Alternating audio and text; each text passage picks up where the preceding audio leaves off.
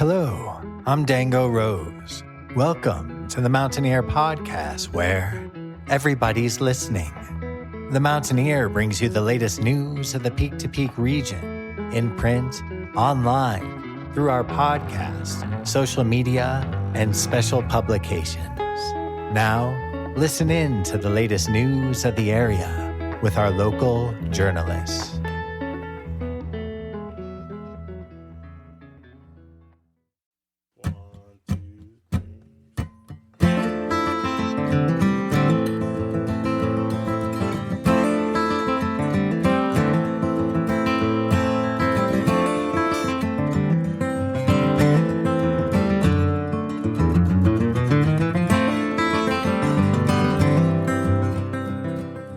The song that you are currently listening to is called O Lee Day, and it's from Brendan Forrest's debut record under his full name, Daydreaming Music Fiend, which you can find wherever you get your music.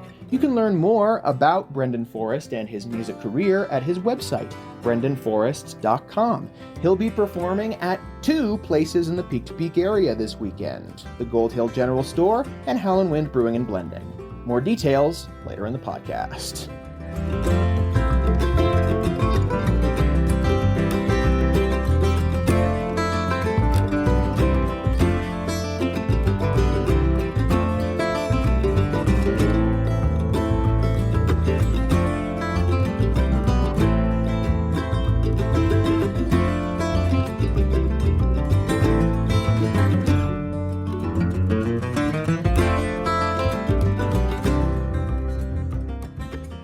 Hello there, everybody. My name is Jamie Lammers, and welcome to this week's Music of the Mountains, Where to Be and What to See, brought to you by the Mountaineer Podcast. It's been a while, huh? Sorry it's been so long since I've uploaded an episode of the podcast. I think this is the longest I've gone without uploading since I took over this past June. I promise I'm going to get the schedule back on track. I'm going to release an audio library segment of the podcast tomorrow, February 16th, and then this week I'll figure out the schedule from here on out, and you won't have to wait another week for another episode. For now, though, it's time for our regularly scheduled Music of the Mountains episode. Before we get into our interview, though, some preliminary announcements. First, if you haven't subscribed to The Mountaineer yet and you're looking for something new to subscribe to in 2025, then be sure to head to our website at themtnear.com and click on the subscribe button in the top right corner of our homepage. From there, you'll get full access to our digital archive, as well as scanned copies of the physical newspaper. And you can choose to receive a physical subscription in your mailbox or send it to the mailbox of someone that you love. If you want to get your advertising featured on the podcast, then be sure to head to the mtnear.com/advertise to learn what options are available. If you want to talk to somebody directly about options, then be sure to email marketing@themountaineer.com or @sales@themountaineer.com or call 720-960-2900. And finally, I was really hoping I would have an episode out earlier this week so that I could promote this week's movie at the Backdoor Theater early in the week, but that didn't end up happening, so I'm still going to promote it now. This weekend's movie is Nickel Boys, rated PG-13. Here's the log line provided by the Backdoor Theater. Based on the Pulitzer Prize-winning novel by Colson Whitehead, Nickel Boys chronicles the powerful friendship between 2 young African-American men navigating the harrowing trials of reform school together in Florida. If you want to see this Oscar-nominated film in the Peak-to-Peak area, well, I already blew through the Friday, February 14th showing at 7 p.m., but there are still 2 more showings of the film at the Backdoor Theater located in the Nederland Community Center at 750 North Highway 72 in Nederland on Saturday, February 15th. You can go at 2 p.m. for an open caption matinee, or you can go at 7 p.m. for a regularly scheduled showing. Be sure to head to either for a great time at the movies. All right, finally, it's time to get into this week's Music of the Mountains segment. Our guest this week, do you mind introducing yourself real quick? Sure. Hello. How's it going, Radioland? My name is Brendan Forrest. I'm a musician, singer-songwriter, guitarist, originally from Chicago, who lives in southwest Colorado, west of Telluride, on the west end, right up next to Utah. And it's a beautiful day, sky is blue, and I'm enjoying being on this call with you, brother. It's great to have you on. You'll be touring Colorado in general in the coming months. Have you already started that tour? Not necessarily. necessarily. I'm kind of gearing up for the spring, doing winter down here, and I'm playing the Loveland Sweetheart Festival the morning of the 15th.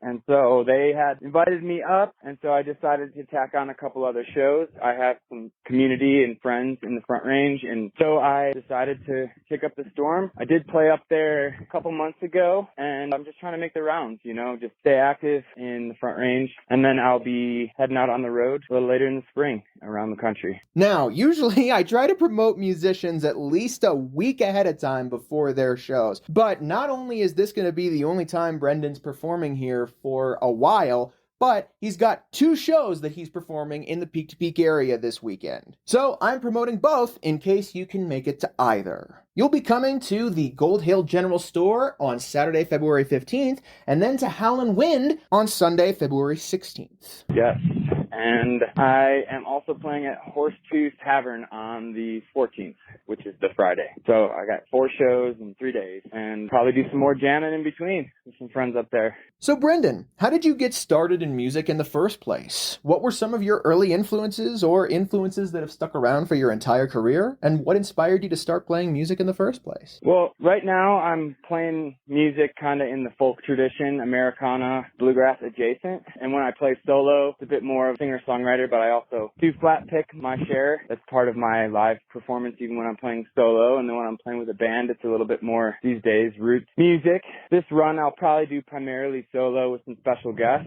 And Americana music is, going strong right now. Colorado's a great state for the scene. I love it. It's a deep tradition. And my background is, a bit more widespread. I went to school for music, but I changed majors, so I wasn't doing music first, which was kind of an interesting experience. And then I started playing traditional music when I was younger and then self-taught on guitar, and I got pretty proficient. So by the time I went to college, I met a jazz drummer who was like, "Hey man, you sound really good. Why don't you do music?" And I was like, "I can't do music." And he was like, "Why not?" And I was like, "I don't know nothing." But he was like, "Well, come on, man. You'll learn. You're really good." So I kind of was like, "Okay, maybe I'll try it." And then I changed to doing music, and when you're in school, the pathway is kind of more like jazz and classical than where I was at in Chicago. So I was kind of studying jazz. And then by the time I got out of school, original music was, everyone was doing that. I have my songs, and I had my batch of the first record that I made that was under my artist name, Forrest, just abbreviated Brendan. And right now I'm putting out my Americana music under my full name, just kind of in more of the full name Americana tradition. And yeah, I'm a singer-songwriter, guitarist.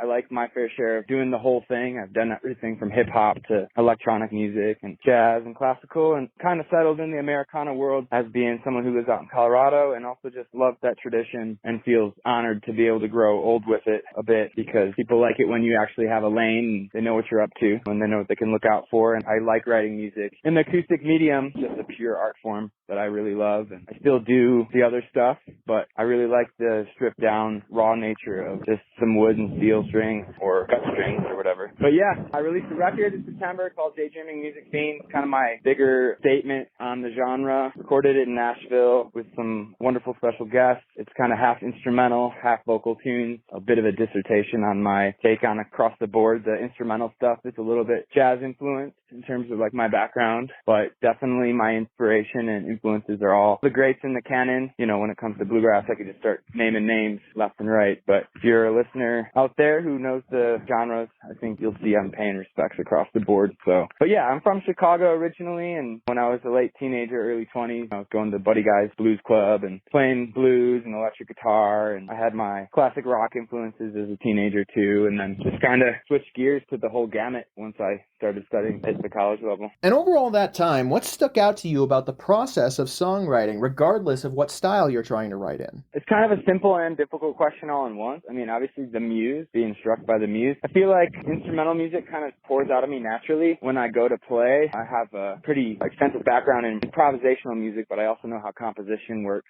So when an idea starts to flow out of me, I can't really contain all of it. A lot of it's exploration and playing music for the sake of just playing music, therapeutic and all that stuff. And then a lot of times just the moment strikes you and you're feeling the feels about something in particular, and then the words kind of come out. But the inspiration for like Americana music is probably just more like the coalescence of some of these ideas simplified. And I don't mean to say that it's simple music. There's like a lot of complicated folk music. But no, like in terms of the songwriting process, I just had a friend down here. We're co-writing together. That's different. Co-writing is kind of like two people sitting down saying, what's the agenda? Versus like when you're alone and the muse just hits you at 2 a.m. or something. And you're like, oh man, I should probably channel this into what I'm feeling right now. And then me personally, I try to write quick when I feel inspired so I can contain it. I get a little worried when I let an idea sit too terribly long in terms of the lyrical side when I start writing a song, because the music comes a little easier. But it depends. I was just showing my friend a progression last night, and something like that I might get caught in the web of for a while before I come up with the B section or a bridge or something like that. Like I might have to say, all right, this really needs a bridge, and then try a few things out. And I've done my fair share of asking other people, like, what do you think of this bridge? Do you have a better idea? And then I'll end up being like, actually, the original idea was right. So yeah, it just depends. I mean, for the folks out there who are listening to this and probably being like, he's not really being specific enough, go listen to my music. You'll hear the ideas being played out in real time. And I guess the cool thing about the last record I put out is I did have a budget for PR, and then I got some feedback from publications and press and music critics and stuff like that. And I didn't do that on my previous record, so it's nice to kind of get people's feedback saying, wow, his songwriting is really intricate and yet also traditional, and like it makes sense, but also you can hear his own dreaming and musing and things of that nature. So the pull quotes from that whole ordeal were encouraging in the sense that people are giving positive feedback and not just saying, oh, he's a really good singer, he's a really good guitar player. It's like compositions are really interesting. And that was what I was kind of going for on that record. So sometimes I do write super simple songs, but there's an art to writing a super simple song too, to make it as authentic or true. And then certain songs that I've been able to pour out of me over the years as I've matured, other people hear them and they're like, is that a John Prine song? And I'm like, no, it's an original. And they're like, what?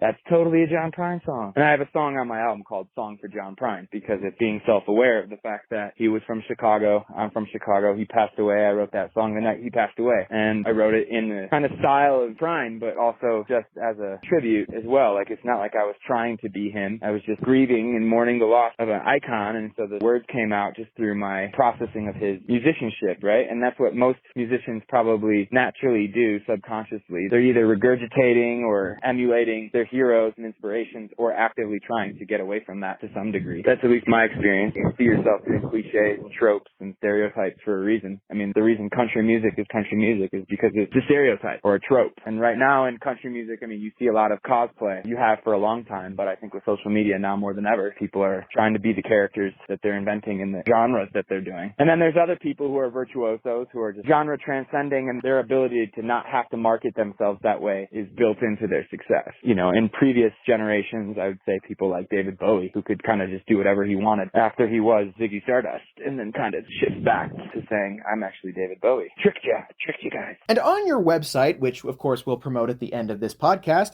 you talked about this record being a dream come true for you. Do you want to talk about why you feel this record is a dream come true? Sure. Yeah, absolutely. I mean, in short, because I just wasn't trying to name drop up front, but like Dominic Leslie's the mandolin player. So, you know, I'm from Chicago, the third biggest city in the United States, and I made music there for 10 plus years. Played with a lot of great players, but not the bluegrass hub that is Nashville. And I went down there, and it was pretty organic. It was through friends. I didn't go to some fancy studio and pay a bunch of money. Like, I went to Jake Stargill's house. He set up microphones, pretty casual, and Dominic was supposed to show up for a rehearsal the morning of, but he went to the wrong address on accident, Google Maps or whatever. So he's like, I'll just see you at the studio. And I had charts for everything just in case, but a lot of those musicians don't like to look at charts. They like to play by ear. I had some buddies with me from Chicago who knew the music, specifically the bass player just knew it rock solid, which was great. I knew it because it was my music. But then we had George Jackson come in as a special guest on a couple of tracks. And then Dominic was on the whole record, and he's in Molly Tuttle's group. She won 2 Grammys since I met him, and he has 2 Grammys as a bluegrass musician under his name. And then George Jackson's quite accomplished as well, and actually Jake Stargill is too, but he's I don't want to say retired, but he doesn't really tour anymore. And I didn't really know it until I met him that he had played with Tony Rice and Dolly Parton and stuff like that, and I was like, oh my gosh, like, this is crazy. Just casual, like, let's set up some microphones in the living room, but it's still Nashville caliber people. And yeah, we cut the whole record pretty much in 48 hours. And I mean, we did, not pretty much, which was just like putting on a VR headset and just like going into a video game of my own creative mind. I got to play music with really, really exceptional people and bring these songs to life in real time, the traditional way, live,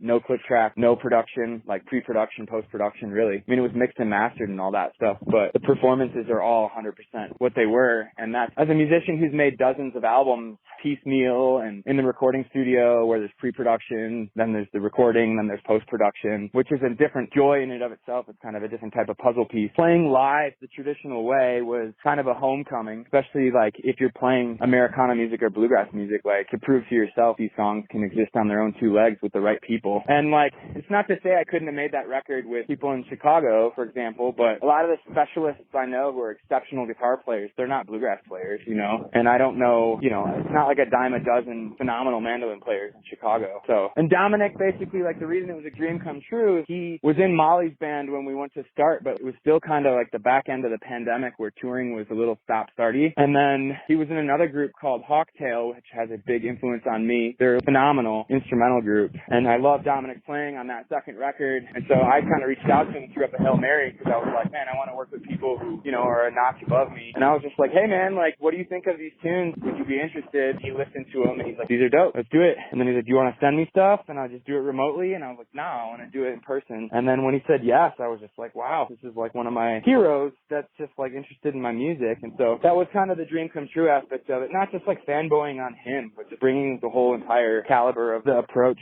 up a notch to specific like modality. And when I tell people that I cut the whole record in 2 days, musicians who heard the record, who know music, they're like, wow, that's pretty crazy. I had some friends in New York or whatever be like, you cut the vocals live? I'm like, yep, on purpose. So I couldn't make any edits, you know? Couldn't go back in and punch is what we call it in recording. So yeah, it's pretty raw, pretty real, and try to replicate that in my way of being. But where I'm at in Southwest Colorado, it's a little bit isolated. So that's part of the reason why that record has an affinity in my heart. It's like the level of approach I'd like to have as a standard, which makes me go back to the drawing board, do it again, but I can prove to myself that it's within an arm's reach, you know? A lot of good musicians in Colorado. I'm not trying to say anything about that, by the way. It's just amazing, but it's a little bit more of a band dynamic versus like Nashville. It's a little bit more collaborative and people are like, yeah, let's do this. Let's get up. And then it's pretty magical. And it sounds like this project was a dream come true for you, not just because of the musicians involved and the musical direction that you decided to embrace completely, but also because of the way this record serves as a follow-through of essentially your whole musical career. Yeah, absolutely. And that's kind of why the record is more like a dissertation than it is a stamp on just, for example, just bluegrass,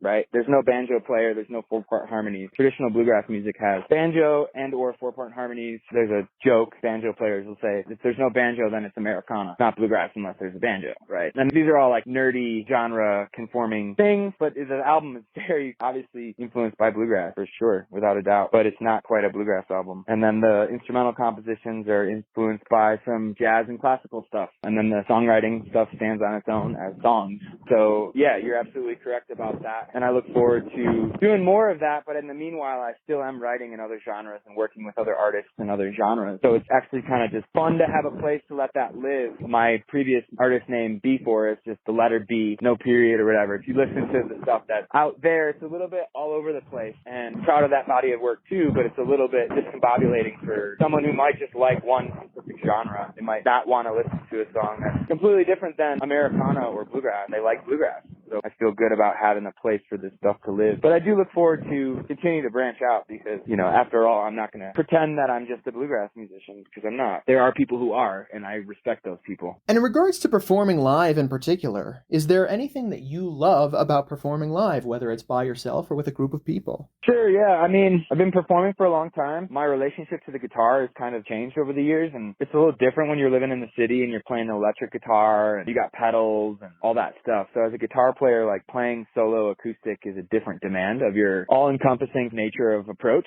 And so my transition from electric guitar back to the acoustic medium has just been a great way of challenging myself to have a relationship to the guitar that is different than if I was carrying around a pedal board and playing with a different presence, like a tonal presence. And I've learned a lot, even in recent years, about just guitar technique in the acoustic medium. It's a very rich tradition. And if you play guitar in the realm of influence that I'm in, people like Doc Watson and Tony Rice place. They're like the pantheon. And so you have to kind of take some of that stuff on. And then we all have our own personal childhood influences as well. So I've really been proud of my guitar playing over the years as a solo act and also in an ensemble situation in the medium, because I've gotten just way better at that medium. And I definitely incorporate that into my playing to where people definitely compliment me at times of my guitar playing as well as my singing, as well as my songwriting and whatever else. My singing is just more through survival. I played so many gigs, like just pub gigs or whatever it is you want to call it, over the years, that sometimes when people compliment my singing, I'm just kind of like, it's not really something I work on. But yeah, it's the gift that I was given and I use it because I'm a troubadour. Like, I'm a songwriter, so I have to go out and belt songs. And then the relationship to the audience is always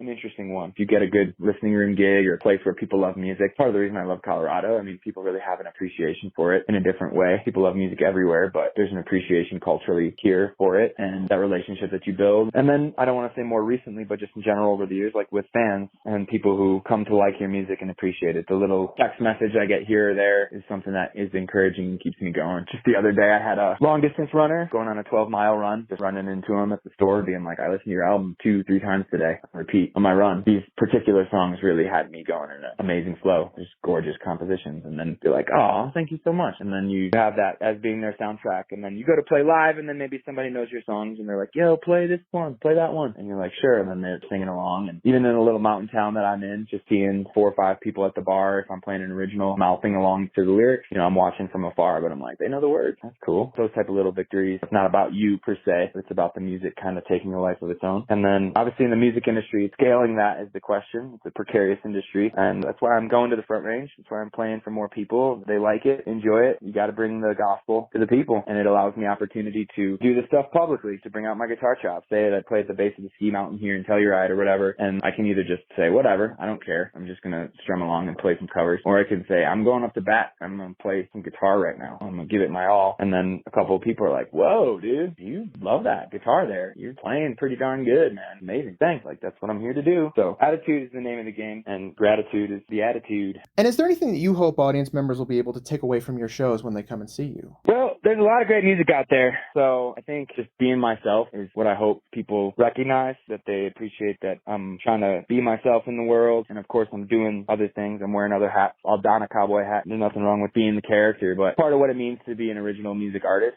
in some capacity, there's a lot of great musicians out there that can just play covers for days, and that's talent in and of itself. But, I'll throw some covers into my set, but like when I come out and try and aim to play 50% plus originals and folks are vibing it, I'm hoping that they just feel inspired to be themselves in the world as well and prove to themselves that they have a voice as well, because being an artist is kind of about finding your voice and sharing your voice and then growing too. I hope that with my path right now that I continue to grow, that I don't get complacent, but also that I mature. It's not like I need to quote unquote get better. I do, but also rest in the knowing of my abilities at current and bring those to light. That's also part of maintenance, maintaining your chops, right? And that's why gigging is important for musicians too. It's a way of staying active with your relationships, kind of like an athlete. If you're not playing, if you're not competing, you're not really leveraging all your work that you're doing off the court when it comes time to be on the court. So, but yeah, and then as someone who's a musician in a rural community in Western Colorado, like part of my responsibility is community building and just offering music for the community, whether it's for recreational purposes or educational purposes.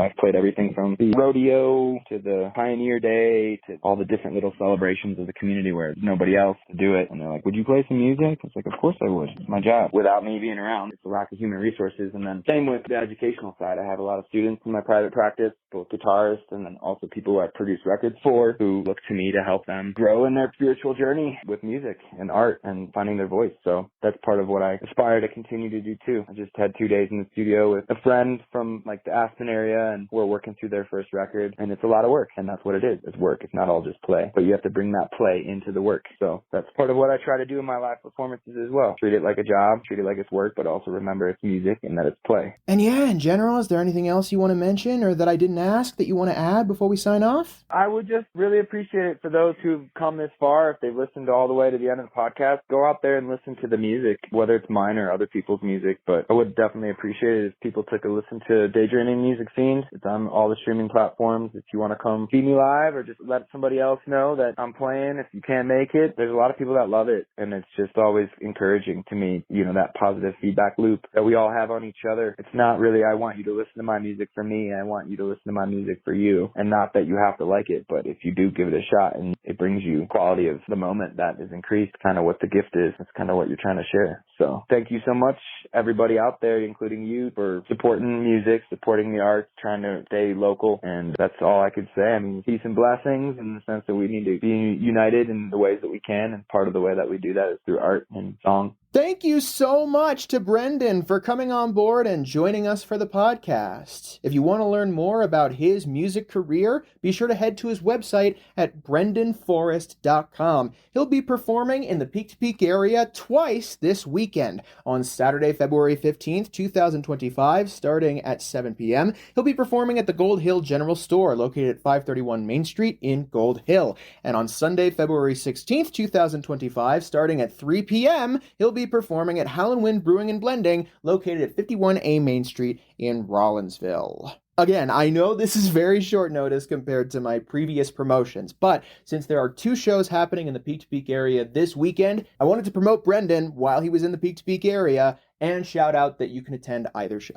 And finally, along with finding him at brendanforrest.com, you can find his musical presence wherever you get your music, both with his debut release under Brendan Forrest, Daydreaming Music Fiend, and with his previous releases under B. Forrest, including his record Back to Bodie. And now for this week's music mentions. Head to Busey Brews, located at 70 East 1st Street in Nederland on Sunday, February 23rd, starting at 2 p.m. to see Patty Storin performing live. Head to Eldora Mountain Resort, located primarily at 2861 Eldora Ski Road in Nederland, for a smattering of performances very soon. Head there on Wednesday, February 19th, starting at noon to see Sarah Banker performing in Timbers Tap House. On Friday, February 21st, starting at noon to see the artist-in-residence Matt Flaherty performing in Timbers Tap House. On Saturday, February 22nd, starting at 9 a.m. to see God Laser in the Boombox. On Saturday, February 22nd, starting at noon to see John Pickett in Timbers Tap House. On Sunday, February 23rd, starting at 9 a.m. to see DJ Davis Mallory in the Boombox. And on Sunday, February 23rd, starting at noon, to see the Josie Rosales Trio in Timbers Tap House. Head to the Gold Hill General Store, located at 531 Main Street in Gold Hill on Saturday, February 22nd, starting at 7:30 p.m. to see Daddy Good Times performing live. Head to Howland Brewing and Blending, located at 51A Main Street in Rollinsville on Saturday, February 22nd, starting at 5 p.m. to see a duo performance from Andrew Gordon and Derek Damesole. Head to the Jamestown Mercantile, located at 108 Main Street in Jamestown on Wednesday, February 19th, starting at 5 p.m. for an open mic night. On Thursday, February 20th, starting at 7 p.m. to see Scott Vaughn performing live. And on Friday, February 21st, starting at 7 p.m. to see Better Hallway Vision performing live. Head to Knotted Root Brewing, located at 250 North Caribou Street in Nederland, for their regularly scheduled music events. On Wednesdays at 6 p.m., they host open mic nights. On Fridays at 7:30 p.m., they host DJ nights. Every second Friday of the month at 7:30 p.m., they host reggae DJ nights.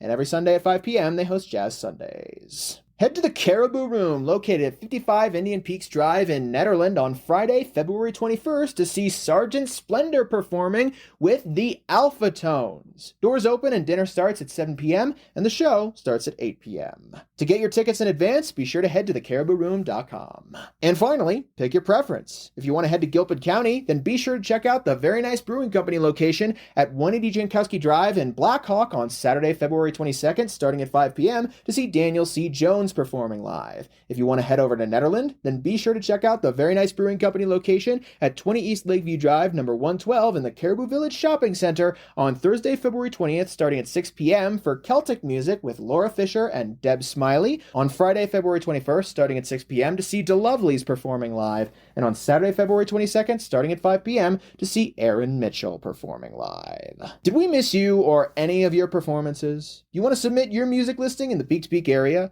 Do you have updates to your business or to your performances? Please call 303-810-5409 or email info@themountaineer.com to be included in the next print edition or the next podcast of the Mountaineer. Thank you so much, everybody, for tuning in to this week's Music of the Mountains, Where to Be and What to See, brought to you by the Mountaineer Podcast. I'll be back tomorrow, Sunday, February 16th, for an audio library segment of the Mountaineer Podcast. And hopefully by Monday, February 17th, I'll have a more regular schedule straightened out on my end. In the meantime, if you want to share this episode or others with whoever you see fit, then be sure to head to the mtnear.com and scroll near to the bottom, or head to our podcast's main hub at the mtnearpodcast.buzzsprout.com to see a full archive of all of our episodes. As I mentioned earlier, you can head to the mtnear.com/advertise to learn more about direct ways that you can get advertising into the physical newspaper or onto the podcast. But if you want to be involved in any way, shape, or form with the Mountaineer Podcast, including with advertising, then you can also email me at media@themountaineer.com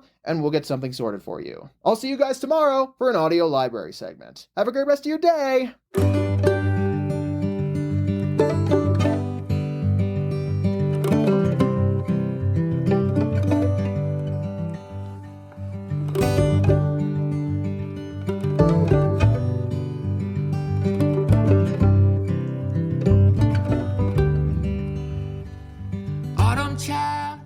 The song that you are currently listening to is called Autumn Child, and it's from the debut record that Brendan Forrest has released under his full name, Daydreaming Music Fiend, which you can find along with previous releases under his name B. Forrest wherever you get your music.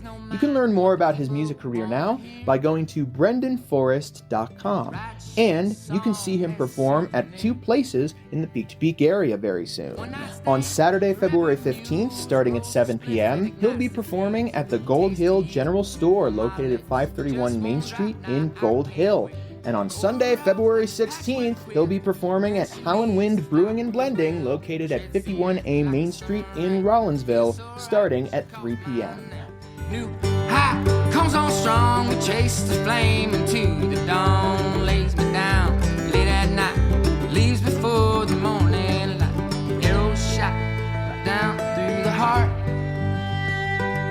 We knew that it was wrong right from the start.